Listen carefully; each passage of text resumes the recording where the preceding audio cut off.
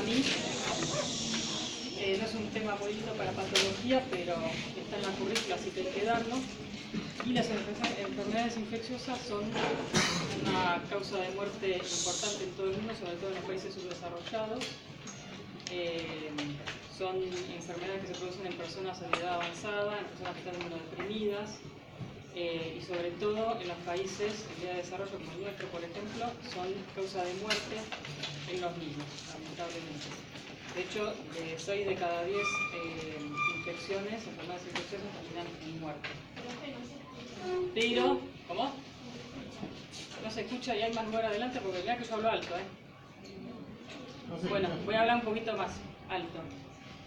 La regla es que las enfermedades infecciosas no generen enfermedad. ¿Por qué? Porque entre el humano y los microorganismos hay una simbiosis, hay un ecosistema que se arma que se llama microbioma. Parece el curso de ingreso, este ecosistema, microbioma, pero bueno, es un microbioma. Y los microorganismos son comensales, o sea que significa que no te producen enfermedad. Sí, lo que hacen es ocupar nichos que si no estuvieran ocupados por esos agentes comensales, estarían ocupados por microorganismos patógenos y nos generarían enfermedades o infecciones. Por ejemplo, en el intestino que está colonizado por microorganismos nos ayudan a metabolizar y a absorber la vitamina K, y en la vagina, que es un ambiente, es una cavidad virtual cerrada, no, cavidad virtual no cerrada, cavidad virtual oscura, si se están riendo por allá. Bueno, ahí también están las cándidas, que lo que hacen es que no dejen que proliferen otros microorganismos. De otra manera estaríamos siempre infectados. Bueno, pásame a ver. Esto a modo así de introducción, nomás cuáles son las infecciones, cómo se producen por priones, que son proteínas defectuosas, que los priones son los que producen la enfermedad de la vaca loca. Sobre todo en África estaba dado. Los virus podemos tener como genoma ADN o ARN que están rodeados por cubierta proteica intracelular. Las bacterias pueden ser células procariotas con pared celular, intra y extracelulares. Los hongos, que son eucariotas, tienen una pared celular de quitina, intra y extracelulares también. Los protozoos, que son parásitos unicelulares. Los helmintos son gusanos multicelulares. Y los ectoparásitos, que son insectos y arácnidos y todo eso, que no lo vamos a dar porque no nos conviene. Bueno, las vías de entrada, ¿cuáles son? Las vías de entrada van a ser respiratoria, digestiva, vía sexual y aparato respiratorio. Y vamos a empezar a hablar un poquito de cada una. La piel, por ejemplo, es una barrera mecánica porque está queratinizado y produce ácidos grasos que son antimicrobianos y también defensinas. Aparte de eso, tiene un pH bajo, lo que hace que no se colonice por bacterias patógenas, pero sí se coloniza por oportunistas, como por ejemplo dermatofitos, que cuando se le dan las condiciones puede infectar pelos, uñas y toda la parte superficial de la epidermis. ¿Cómo van a colonizar? ¿Cómo van a infectar en la epidermis? En general es por heridas de la piel. O sea, cuando hay una mordida por un perro, por ejemplo, un vector, un mosquito, una vinchuca, puede ser una garrapata, o porque hay pinchazos, inyecciones hipodérmicas, catéteres, por todos esos lugares van a ingresar. El único que no ingresa por heridas es el Cystosoma hematobium, que tiene colagenasas y elastasas, que lo que hacen es degradar la superficie de la piel y meterse adentro. El Cystosoma hematobium es un parásito que está en el caracol, en el agua dulce. Bien. ¿Qué pasa con el tubo digestivo? No se puede decir más porque es aburrida esta clase. ¿Están grabando todo o no? ¿Sí? Sí, bueno. Me pongo más nerviosa ahora porque por algo elegí patología, ¿viste? Para estar encerrada. Bueno, el sistema digestivo, la mayoría de las veces se transmite por alimentos contaminados. Y el sistema digestivo tiene un mecanismo de defensa, por ejemplo, que todo el mundo los conoce, que es el ácido clorhídrico, o sea, la secreción ácida. Gracias a la secreción ácida, el Vibrio cholerae puede estar mantenido a raya. Para que el Vibrio cholerae pueda invadir en un estómago que está secretando buena cantidad de ácido clorhídrico, necesita 10 a la 11.000 cantidad de microorganismos, pero cuando el ácido gástrico empieza a desaparecer o está alterado, necesita mucho menos cantidad, 10.000 nada más. Otro sistema de protección que tiene es la viscosidad que tiene el estómago, también las enzimas pancreáticas, ya estamos hablando del páncreas, y las sales biliares que actúan como detergentes, que lo que hacen es disolver la cápsula de algunos virus. Obviamente también el peristaltismo, cuando está conservado, lo que hace es eliminar un montón de bacterias. Y por último también la flora intestinal normal, que lo que hace es evitar que colonicen los patógenos. Y esto se ve reflejado, por ejemplo, cuando la persona toma antibióticos de amplio efecto que te produce una colitis pseudomembranosa. Bien. ¿Cómo hacen algunas bacterias para eludir todos estos sistemas que tiene el aparato digestivo de defensa? Por ejemplo, uno es la adhesión y la producción de toxinas locales, como hace la Escherichia coli o el Vibrio cholerae, que se adhieren, tienen partículas que se adhieren y empiezan a secretar toxinas y te produce una colitis acuosa, una diarrea acuosa. Otra es la adhesión y la invasión, o sea, se adhieren y encima invaden, como por ejemplo los Campylobacter, la Salmonella y la Shigella, que lo que van a producir obviamente son enfermedades mucho más significativas y, por ejemplo, te ulceran el epitelio, te producen diarrea con sangre, lo que se llama disentería, y con dolor abdominal. Otro sistema que utilizan es el uso fraudulento del sistema que utiliza el organismo para defenderse y mostrar los antígenos, o sea, el poliovirus utiliza este sistema. El antígeno es captado, pero en vez de captar el antígeno, capta el poliovirus y lo lleva directamente al lugar donde él quiere estar. Utiliza un transporte gratuito, sería. Eso lo hace el poliovirus. Y otras bacterias lo que hacen es producir exotoxinas y generar intoxicaciones alimentarias. Y en otros casos, por ejemplo los parásitos, lo que hacen es generar quistes que tienen mucha resistencia al ácido clorhídrico, al ácido gástrico, y también lo que hacen es resistir al medio ambiente externo, a la sequedad y demás cosas. Y de esa forma, en algún momento ingresan al organismo y cuando están en el lugar donde se les dan las condiciones, se transforman en trofocitos y empiezan a hacer su ciclo natural. Todo es a modo de introducción. Por ejemplo, los ascaris lumbricoides, lo que hacen es, la enfermedad te la producen si tenés mucha cantidad y si te están tapando o están obstruyendo conductos muy pequeños. Tiene que haber mucha cantidad para que una persona sana te produzca un hilo paralítico, por ejemplo. A mí lo que me pasó una vez, cuando estaba haciendo guardia de practicante, era una señora que tenía la corea de Sydenham. ¿Sabes lo que es la corea? Son los movimientos repetidos así, sin ningún propósito. Y puede ser por una infección de niños o puede ser por alteración del sistema nervioso central. Es una enfermedad hereditaria. La de Sydenham y la de Huntington. Ahora no me acuerdo bien cuál es cuál. Pero bueno, una señora que tenía corea de Sydenham o de Huntington y estaba paralítica. Bueno, empezó con hilo paralítico, listo, la operan, abdomen agudo.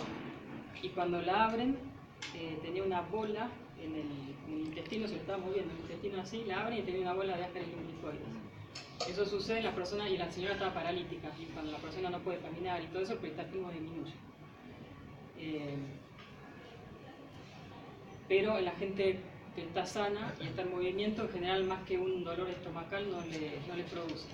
Y eso le pasó a una compañera mía por tomar agua de la canilla, en La Plata. Acá yo tomo agua de la canilla y no pasa nada. ¿Es parásito? Es un parásito, el ascaris lumbricoides. Está muy extendido, muchas veces cuando vos tenés el apéndice secal de un niño, lo partís y tiene un montón de filamentitos, eso, y son ascaris lumbricoides.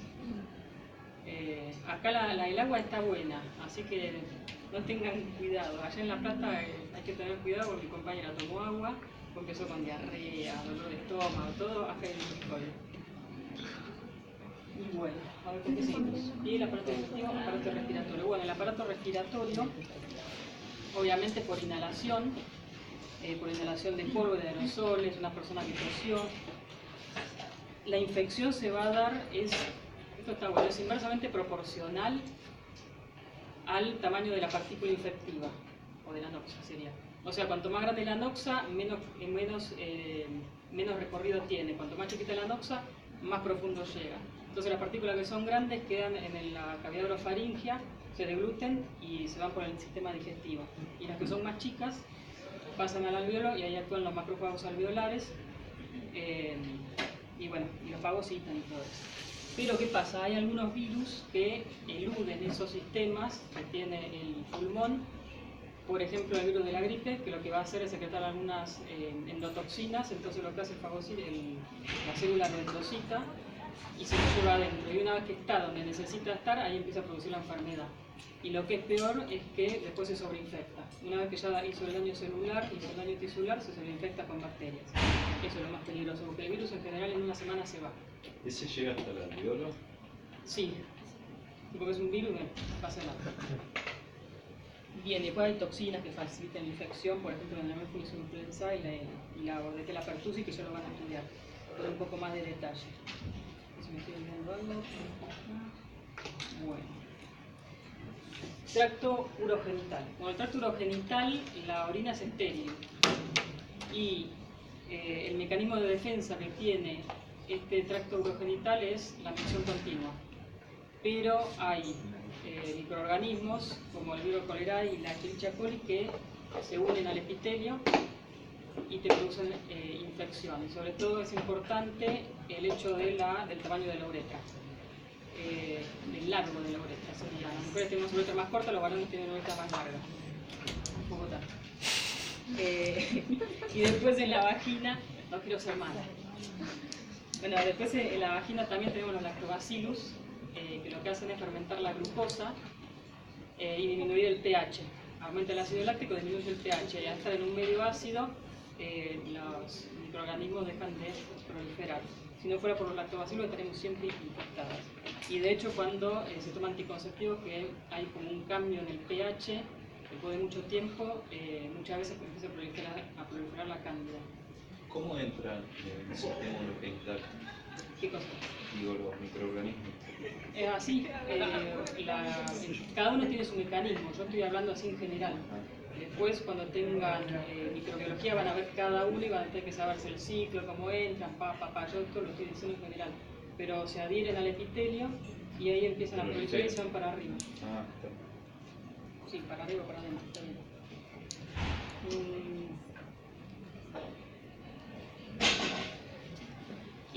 También lo que te infecta la vía urogenital es el HPV, que eso lo hace en el cuello del útero y bueno, en los varones sería en el glande. Perfecto. Sí. Bueno, como entró después se tiene que diseminar, entonces la forma por la cual el agente infeccioso se propaga por el organismo. Esto es mucho chamullo. Es por contigüidad vía linfática, vía sanguínea y vía neuronal. Por contigüidad se da más que nada en lo que son las bacterias piógenas, como el Staphylo aureus, que lo que hace es secretar algunas enzimas que lo que va a hacer es ingresar a la piel y empezar a abrirse camino por todos los planos de la epidermis. Eso es por contigüidad. Como por vía linfática, ingresan a la parte linfática, los vasos linfáticos, por ahí llegan a la sangre también, y por vía linfática llegan a órganos bien alejados como ser corazón y hueso. Y la vía hemática es la más utilizada, la más eficaz y bueno, la más usada por todos los microorganismos. Y la vía neuronal es la que utilizan algunos microorganismos, sobre todo virus, como la rabia, varicela, el poliovirus. Y bueno, las estrategias de salida van a ser dependiendo de qué infección, de qué estemos hablando. Respiratorio va a ser tos, esputo, aerosoles, heces, orina, inflamación de la piel, depende. ¿Sabes cuáles son los más frecuentes los microorganismos en vía linfática y hemática? No, la verdad que no. Eso no. No nos porque muchas veces el microorganismo utiliza varios. Sí, es más micro. No es eso, y es más microbiología.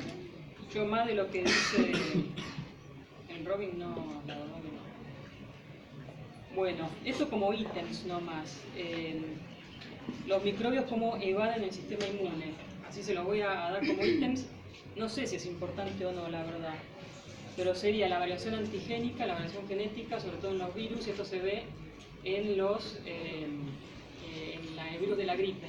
El virus de la gripe tiene un montón de ARNs que van mutando, y es por eso que una persona se puede enfermar varias veces en el año de gripe, no que esté enfermada de la misma gripe, sino que el virus de la gripe cambió un ADN, cambió otro pedacito del ADN, cambió otro pedacito del ADN, y es otro virus que tenés, y los anticuerpos no los tenés. Así pasó con el virus de la gripe A, la gripe aviar, la gripe porcina.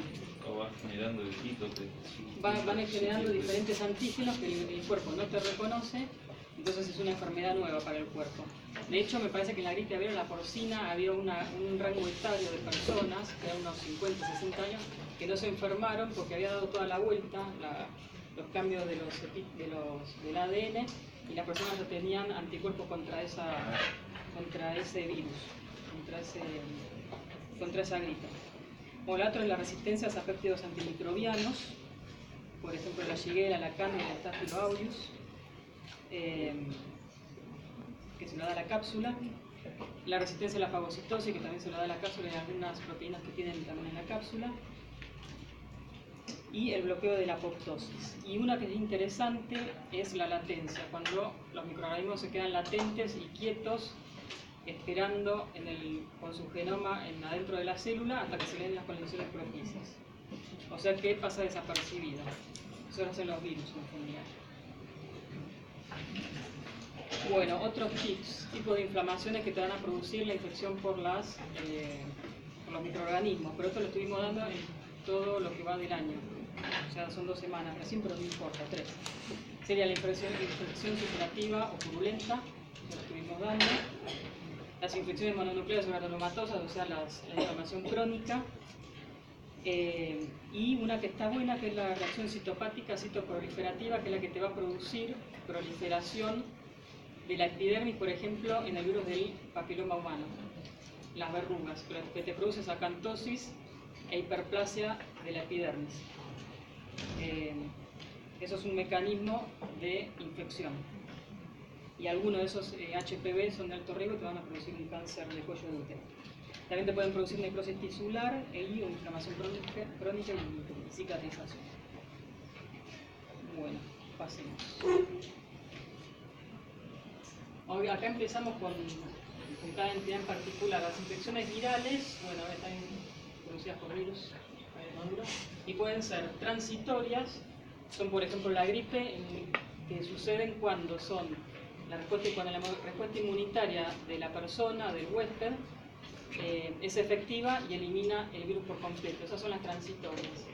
Las crónicas son las que la respuesta inmunitaria no las puede controlar y están continuamente produciendo virosis. Por ejemplo, el virus de la hepatitis B, la hepatitis C, y el HIV ni hablar. Y después tenemos las latentes, que es un estado reversible de la infección no productiva que permite a algunos virus evadir la respuesta inmune. Está muy complicado eso. Más simple, el genoma del virus queda en la célula sin activarse, sin producir viriones, y cuando se le dan las condiciones empieza a replicarse, a destruir la célula y se infecta. Se hace infectivo. A ver, la próxima. Bueno, los virus más importantes son los virus ADN, que son el alfa, sería el virus herpes simplex 1 y 2, y el varicela zoster. El grupo beta es el citomegalovirus, el virus 6 y 7, que no son muy comunes, se dan más que nada en niños, y el grupo gamma, que es el virus Epstein-Barr, que es el más importante.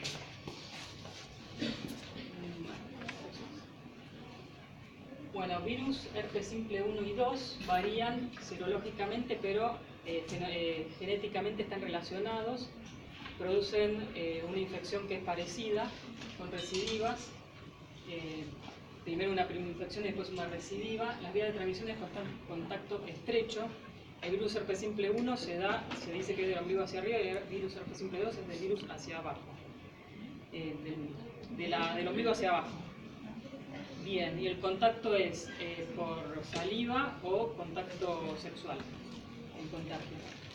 Lo que va a hacer en el lugar de la infección, el virus herpes simplex, sea el tipo 1 o el tipo 2, van a producir una lesión que es ampollar. Si es el virus simple 1, va a ser en piel y mucosas y parte orofaringia. Si es el virus simple 2, es en la parte genital, que puede ser vulva, vagina o puede ser más adentro también. Por eso ojo, porque no se ve. Siempre hay que usar preservativo. Y bueno, esa es la vía de entrada. Una vez que entró, lo que hace el virus es dirigirse por el axón hasta el soma de la neurona y ahí queda latente un tiempo hasta que vuelve a recidivar. Y bueno, quedan en las neuronas sensitivas, quedan latentes. Y las reactivaciones son repetidas con o sin síntomas, dependiendo del estado inmune de una persona. A ver, pasame. Bueno. Esto es un grafiquito del virus herpes simple. La infección productiva, o sea, la que te va a producir la ampolla, se da en la piel y después se va a ir hacia el soma del núcleo neuronal de la neurona sensitiva. Y después cuando se reactiva, vuelve a la piel y te produce la ampolla.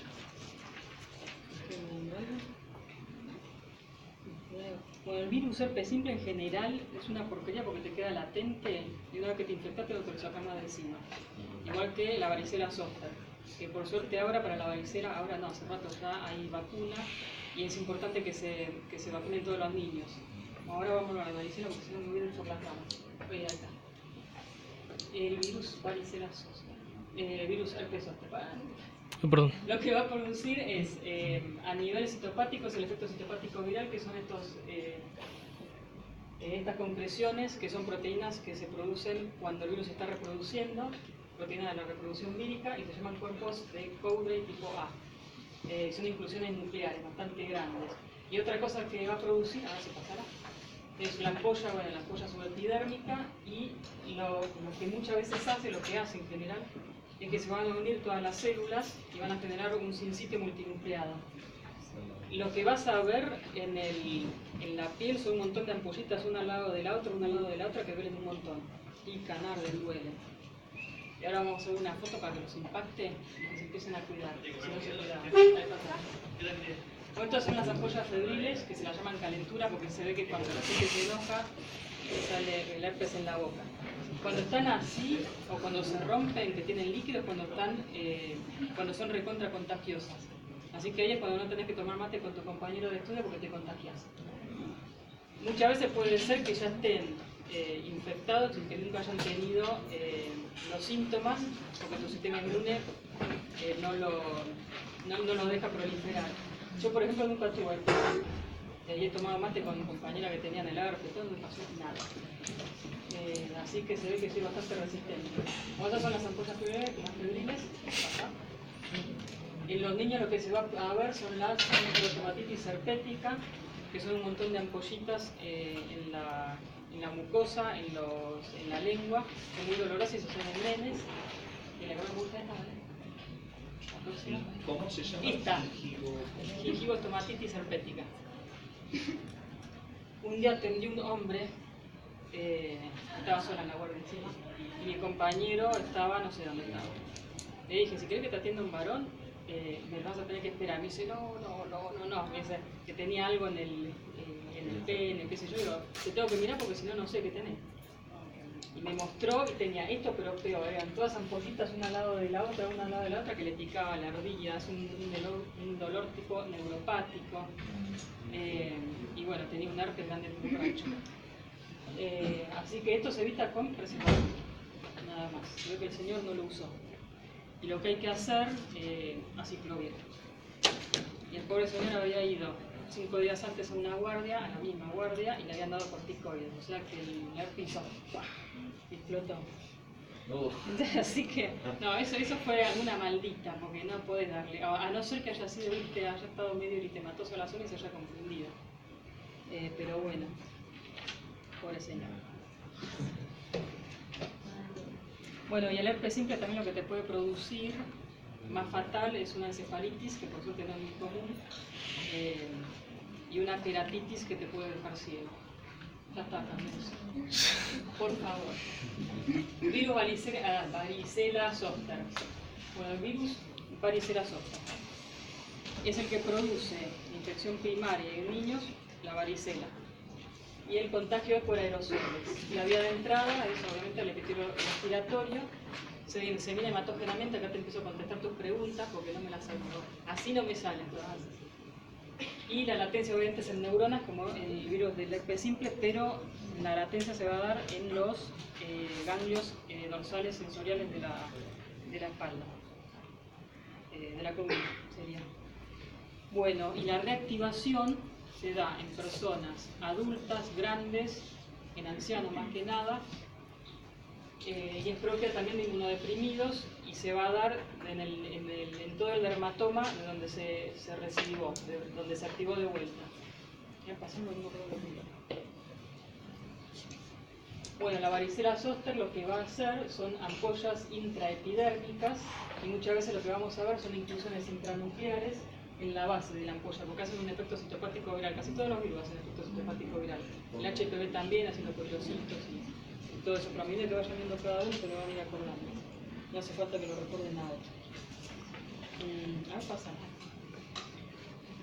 Bueno, en los niños la varicela lo que se va a producir es 2 semanas después del contagio.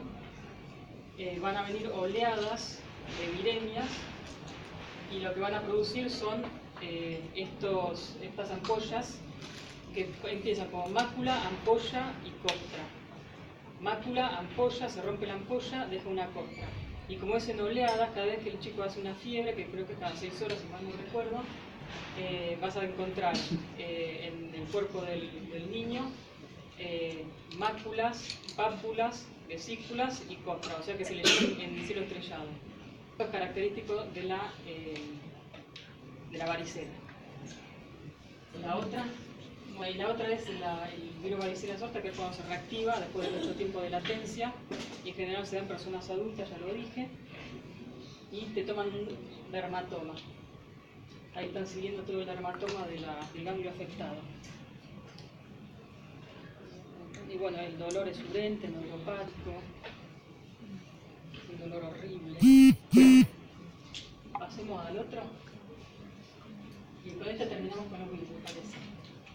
Bueno, el virus Epstein-Barr. El virus Epstein-Barr es un virus transformante, le dicen, igual que el HTLV, igual que el HIV, y me estoy olvidando uno. Virus Epstein-Barr y el HPV. Y el virus HPV son todos virus que son transformantes, lo que significa que una vez que se ingresaron en el genoma de la célula, la pueden hacer neoplásica. Por eso se lo llaman transformantes. Pero el virus Epstein-Barr es, en la mayoría de los casos, es un trastorno linfoproliferativo benigno y transitor, autolimitado. Linfoproliferativo benigno y autolimitado. En nuestro medio en general se contagia durante la infancia y es asintomático, no pasa más nada. Pero en los lugares que son primer mundo o gente con estado sociocultural más alto, no se sabe por qué, se da en, sí se sabe por qué, se da en personas, en adolescentes tardíos y en adultos tempranos. O sea, al final de la adolescencia y cuando empieza la adultez. Y es por contagios, es por la saliva. Por eso se le llama la enfermedad del beso. Por ahí arriba está el niñito dándose un beso. Como para que les quede grabado. Es lo que produce la mononucleosis infecciosa. Estoy dando vuelta y no estoy diciendo lo más importante. Y lo que va a hacer es ingresar por la saliva a los tejidos linfoides como amígdalas y las amígdalas. Allí se van a unir gracias a una proteína que produce el virus Epstein-Barr.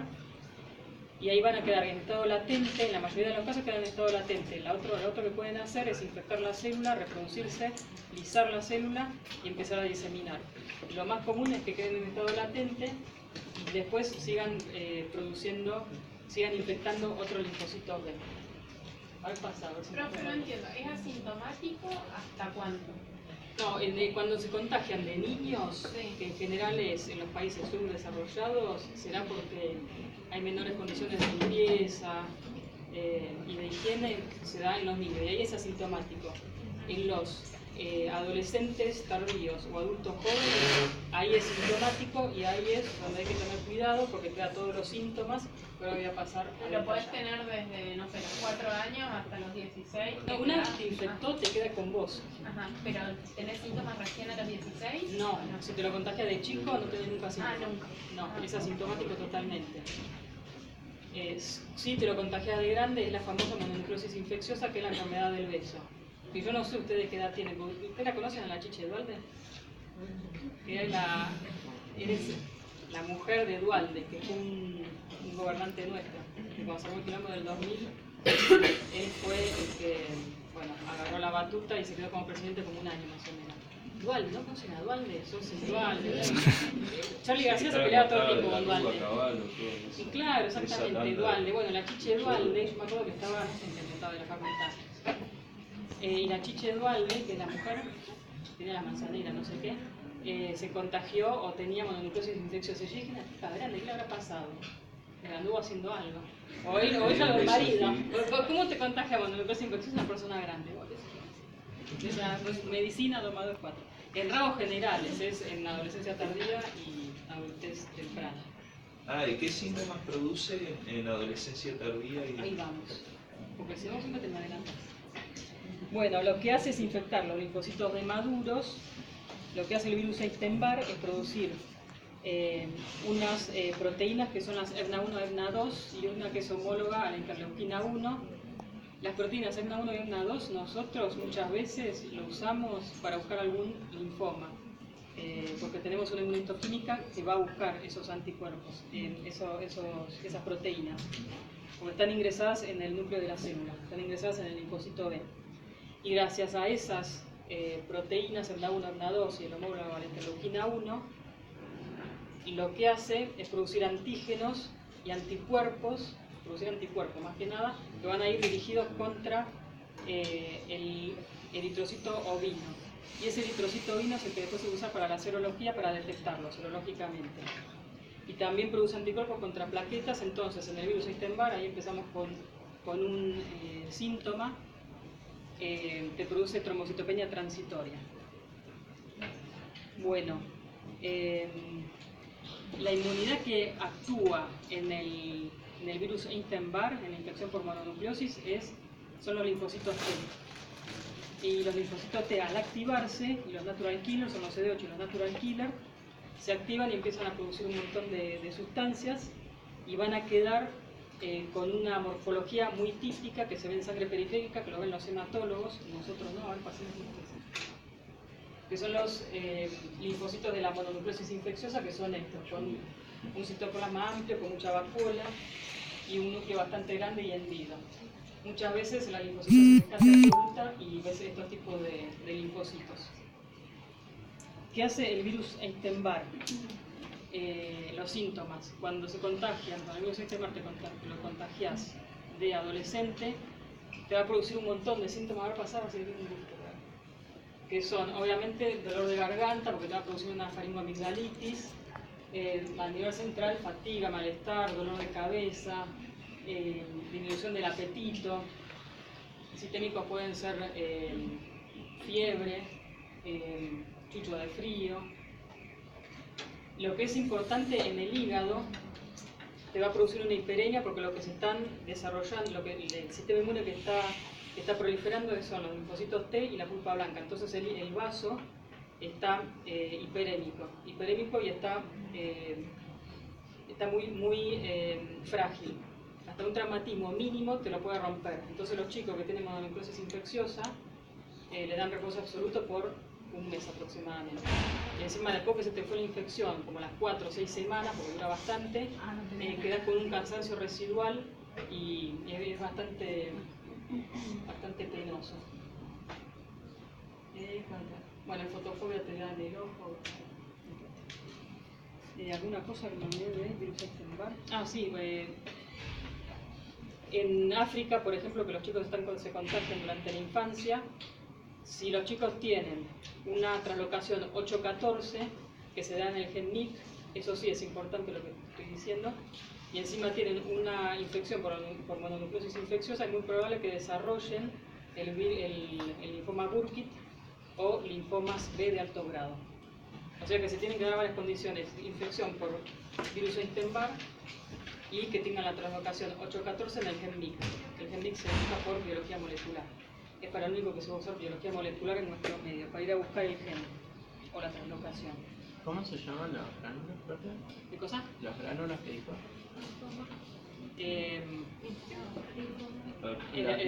Los linfomas relacionados con el virus Epstein-Barr, linfoma Burkitt, que es muy común en los niños en África, y linfoma de alto grado, linfoma B de alto grado. Profe, ¿es una translocación de qué gen? ¿Cómo? ¿En qué gen era la translocación que se usa? ¿En MYC? En el gen MYC. 814. MYC. Bueno, y como la clínica es bastante solapada, empezás con fatiga, pérdida del apetito, pérdida de peso, muchas veces se confunden y encima en adolescentes con leucemias o con linfomas. Por eso un adolescente que te da adenopatías axilares, cervicales, te pegas un susto bárbaro hasta que le dicen, bueno, es una mononucleosis. Profe, ¿y los nenes también pueden tener mononucleosis por otra cosa, por otro virus? ¿Por otra... No, el virus Epstein-Barr te produce mononucleosis. Pero no hay mononucleosis de otro virus. No. Virus varicela zoster, varicela, Epstein-Barr, mononucleosis infecciosa. Ahora pasemos. Bueno, una faringoamigdalitis con mononucleosis infecciosa. A ver, los próximos. Bueno, llegamos a las bacterias, que en realidad no le damos mucha bolilla acá, pero yo ya lo tenía preparado cuando me dijo. Así que vamos a hablar un poquito. Las bacterias pueden ser gram positivas, gram negativas, coco, bacilo, vibrio, como vibrio cholerae, aerobias o anaerobias. Obviamente no voy a hablar de todas. Bacilos, cocos. Y encima en el microscopio óptico tampoco se ven, por ahí ves como un puntillado así finito, no se ven. O infección por estafilococos. Los estafilococos son bacterias piógenas, o sea que son productoras de pus. Y te produce un montón de enfermedades. Después los voy a detallar. Son pocos gram positivos, aerobios, tienen muchos factores de virulencia, como por ejemplo proteínas de adhesión que van a ayudar a que se unan al epitelio, que se unen al fibrinógeno, como fibronectina y vitronectina. Y con esas tres se unen al epitelio y comienzan a producir enzimas y toxinas e ingresan al organismo. Lo que sí hacen los Staphylococcus aureus es que van a hacer como una película alrededor de todas las válvulas cardíacas, por ejemplo los catéteres. Y eso es importante porque son bastante difíciles de erradicar porque ahí el antibiótico no llega y en terapia intensiva son un problema. Eso es el Staphylococcus aureus. Después también lo que producen son toxinas y las toxinas que hay algunas que son hemolíticas, hemolicinas, otras que son toxinas A y B que provocan exfoliación de la piel. Porque estas toxinas lo que van a hacer es destruir la hemogleína que están en el desmosoma, que la destruyen y producen exfoliación de la piel. Y también superantígenos que lo que van a hacer es actuar a nivel central, principalmente a nivel central o entérico, superantígenos y producen vómitos. Pero eso no es lo más importante, porque te produzca vómito no sería nada, sino que también esos superantígenos son los responsables del shock tóxico y de las sepsis, sobre todo en vagina y en las infecciones quirúrgicas graves, muchas veces son graves. Bien. Bueno, Staphylo aureus, ¿qué va a hacer? Es una inflamación piógena, te produce una inflamación piógena localizada en los tejidos. Y te produce faringitis, erisipela, antrax, obviamente faringoamigdalitis también, síndrome de la piel escaldada, diversas cosas, impétigo. Y voy a explicar algunas poquitas nada más. A ver, la próxima. Bueno, síndrome de shock tóxico, infecciones respiratorias lógicamente, osteomielitis, son los responsables de la osteomielitis, me había olvidado.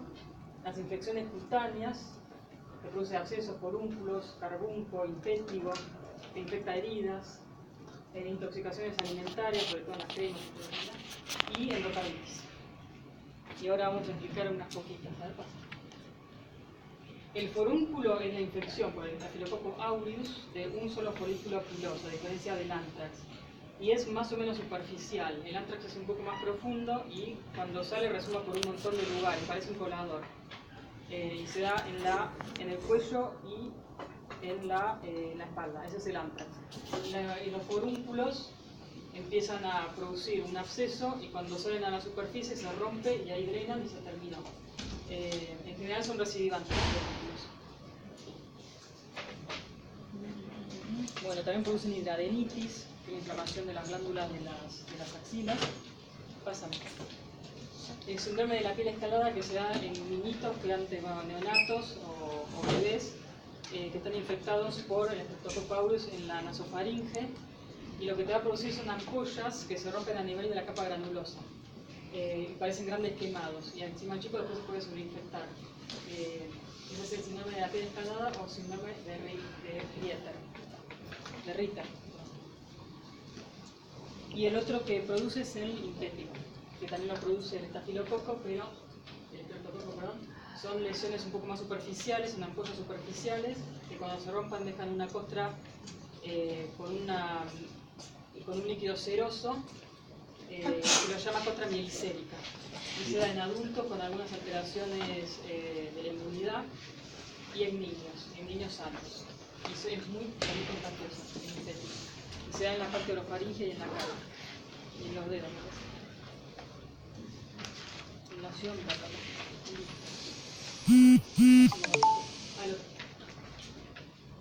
Bueno, el estreptococo. Otra vez cocos gram positivos, hay varios subgrupos, el A, B, el viridans. Produce múltiples factores de virulencia, al igual que el estafilococo.